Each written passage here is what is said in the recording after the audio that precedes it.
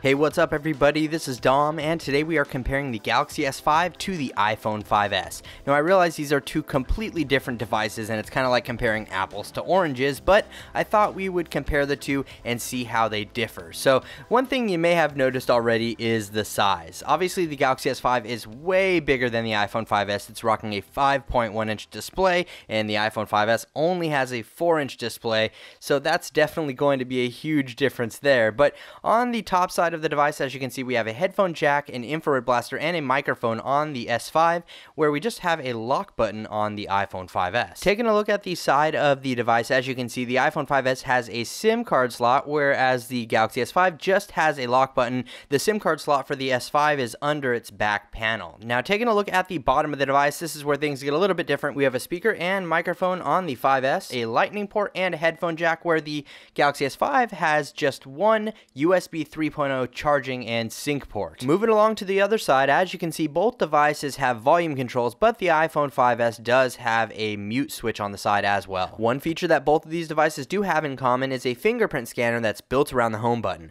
Now the iPhone 5S is a bit easier, only requiring you to rest your finger on the sensor in order to activate it, whereas the Galaxy S5 actually makes you swipe across the home button to use it, but it does allow you to make mobile payments using PayPal. Now like I said, you do have to swipe your finger across this in order to set it up and whenever you would like to use it, and you got to be pretty precise with your swipes. If you don't do it exactly the same, it's going to give you a little error and tell you to do it again. But it was fairly accurate in my testing, though I think it's a lot easier and smoother on the iPhone 5S with Touch ID. Taking a look at the backside of these devices, the S5 overrules the 8 megapixel camera found on the iPhone 5S with a 16 megapixel camera that's capable of shooting 4K video at 30 frames per second. And oh yeah, there's also a heart rate sensor in case you cared about that for some reason. I don't know. I don't find it to be that big of a deal, but it could be helpful for people that are into that kind of lifestyle that really need to check their heart rate every once in a while and want that feature on the back of their phone. So props to Samsung for adding that into the Galaxy S5. On the front side, both devices do have front-facing cameras and the appropriate sensors, but that's just about all you'll find here. One last thing I wanted to take a look at is this accessory. It's actually a backplate for the Galaxy S5 that will enable wireless charging